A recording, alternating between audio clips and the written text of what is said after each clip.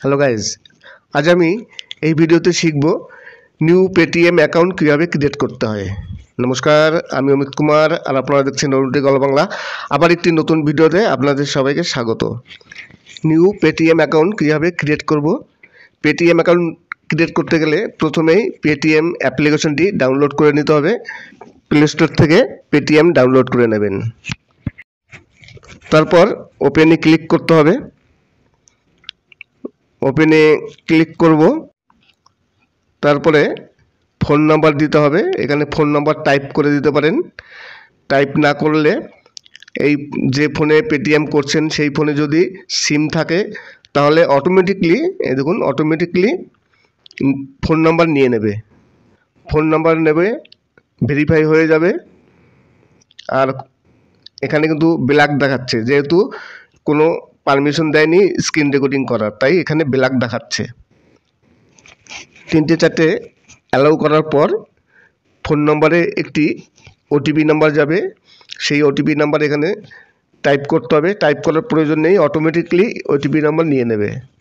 Verify automatic হয়ে যাবে, type করতে হবে না। হয়ে গেল পেটিএম অ্যাকাউন্ট কমপ্লিট। এবার কি করতে হবে, টাকা পাঠাতে গেলে করতে হবে ব্যাঙ্ক অ্যাকাউন্ট অ্যাড করতে হবে। উপরে যে আইকন আছে সেই আইকনে ক্লিক করতে হবে। আইকনে ক্লিক করার পর এবার কিন্তু বলছে ফটো সেট করতে। ক্যামেরার এখানে ক্লিক করব। ক্লিক করে গ্যালারি থেকে একটি ছবি আমি এখানে বসিয়ে দেবো। প্রোফাইলের ছবি সেট করতে হবে। গ্যালারিতে চলে গেলাম। গ্যালারি থেকে যে কোনো একটি ছবি বেছে নিতে হবে। বেছে নিয়ে প্রোফাইলে ছবিটি দিয়ে দিতে হবে। আমি এই ছবিটি আমার প্রোফাইলে দিয়ে দেবো।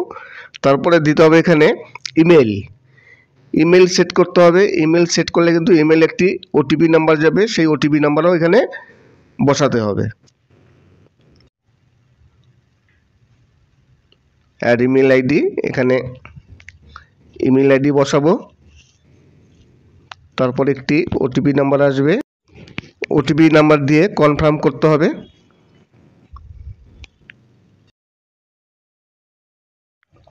কনফার্ম করার পর একটি অন্য পেজে নিয়ে যাবে। তারপর দেখুন একটু নিচে নেমে যাব, দেখুন লেখা আছে ইউপিআই অ্যান্ড পেমেন্ট সেটিংস। এই ইউপিআই পেমেন্ট সেটিংসে ক্লিক করব। এরপরে অ্যাড ব্যাঙ্ক অ্যাকাউন্টে ক্লিক করব।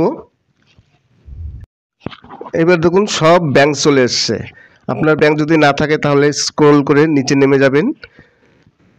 নিচে দেখবেন অনেক ব্যাঙ্ক আছে, সেখান থেকে আপনার নিজের ব্যাঙ্কটি বেছে নেবেন। আমি আমার ব্যাঙ্কটি বেছে নেব।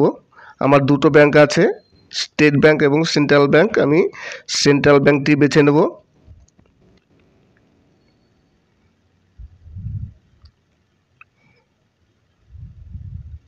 আর যদি আপনার ব্যাঙ্ক এখানে না থাকে তাহলে উপরে সার্চ বার আছে, ওখানে সার্চ করে নেবেন। আমি আমার ব্যাঙ্কে ক্লিক করলাম, ব্যাঙ্ক অ্যাড হয়ে গেল। এরপরে কিন্তু ব্যাঙ্ক অ্যাড হলেই কিন্তু টাকা পাঠানো যাবে না, বা টাকা কেউ আপনাকে পাঠাতে পারবে না। তারপরে কি করতে হবে, ইউপিআই নাম্বার একটি সেট করতে হবে। যেমন এটিএম আপনার পিনকোড থাকে, তেমনই এখানেও একটি পিনকোড আপনার তৈরি করতে হবে। তার জন্য কি করতে হবে, ইউপিআই দেখুন আইডি এডিট আছে, এখানে ক্লিক করতে হবে। না হলে একটু নিচে নেমে যাব, ইউপিআই সেটিংস এখানে ক্লিক করতে হবে। আপনি ইউপিআই এডিট এখানে ক্লিক করেও করতে পারেন, কিংবা ইউপিআই সেটিংস এখানে ক্লিক করেও আপনার পিন নাম্বার সেট করতে পারেন, কিংবা অ্যাড ব্যাঙ্ক অ্যাকাউন্ট এখানেও আপনারা ক্লিক করতে পারেন। ইউপিআই পিন এডিটে ক্লিক করার পর এই ধরনের একটি ইন্টারফেস চলে আসবে ইউপিআই পিন সেটিংস করার জন্য। ইউপিআই পিন তৈরি করতে গেলে আধার কার্ড কিংবা ডেবিট কার্ড মানে এটিএম কার্ডের প্রয়োজন। এই দুটোর একটি যে কোনো একটি দিয়ে করা যাবে। তাই ডেবিট কার্ড দিয়েই ইউপিআই পিন তৈরি করব। ডেবিট কার্ডে ক্লিক করব। তারপরে চলে আসলো, এবার আপনার ডেবিট কার্ডের বা এটিএম কার্ডের লাস্ট 6টা নাম্বার এখানে বসাতে হবে, এবং ডেট অফ বার্থ।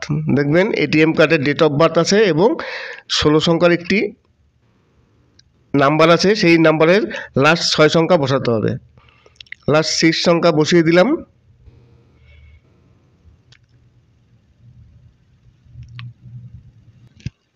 তারপরে পিন তৈরি করতে হবে। যেমন এটিএমে পিন থাকে তেমন ইউপিআই পিন তৈরি করতে হবে। পিন তৈরি করতে গেলে 4 সংখ্যার পিন তৈরি হবে। এখানে যে কোনো 4টি সংখ্যা আপনার বসাতে হবে, সেই 4টি সংখ্যা মনে রাখতে হবে। তারপর কনফার্ম করে আবার 4 সংখ্যা বসাতে হবে। তারপর এখানে রাইট চিহ্নে ক্লিক করতে হবে। এখানে রাইট চিহ্নে ক্লিক করলে তবে ইউপিআই পিন কমপ্লিট হয়ে যাবে। দেখুন এবার মেসেজ চলে এসছে, পেটিএম অ্যাকাউন্ট কমপ্লিট হয়ে গেল। লেখা আছে congratulation, new receive money from any UPI app. এইবার আপনি যে কোনো প্ল্যাটফর্মে আপনি মানি ট্রান্সফার করতে পারবেন বা আপনাকে কেউ টাকা পাঠাতে পারবে। এবার ব্যাক করে চলে যাব ড্যাশবোর্ডে। চলে আসলাম পেটিএম হোম পেজে। হোম পেজে আসলে এই ধরনের একটি ইন্টারফেস আপনারা দেখতে পারবেন। এখানে আপনারা সব কিছু দেখতে পারবেন। এইবার এখান থেকে কি করে টাকা কাউকে পাঠাতে হয় কিংবা কেউ আপনাকে টাকা পাঠাবে, সব কিছু আপনি ডিটেলস এখান থেকে দেখতে পারবেন। এখান থেকে আপনি ব্যাংকের ব্যালেন্স দেখতে পারবেন, মোবাইল রিচার্জ করতে পারবেন, ডিশ অ্যান্টেনা রিচার্জ করতে পারবেন, আপনার ইন্টারনেটও রিচার্জ করতে পারবেন, আপনি হসপিটাল বিল মেটাতে পারবেন। মানে যাবতীয় যত বিল পে করা, ইলেকট্রিসিটি বিল সব কিছু আপনি এখান থেকে করতে পারবেন। সব থেকে কি ব্যাংকের ব্যালেন্সটা আপনি এখানে দেখতে পারবেন, আপনারা ব্যাংকে যেতে হবে না।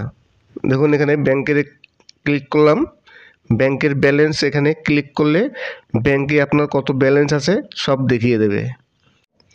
এইবার কি করব, আমি কোথাও একটা পেমেন্ট পাঠিয়ে চেক করে দেখব যে অ্যাকাউন্টটা অরিজিনালি হয়েছে কি না। এই যে স্ক্যান পেতে ক্লিক করব।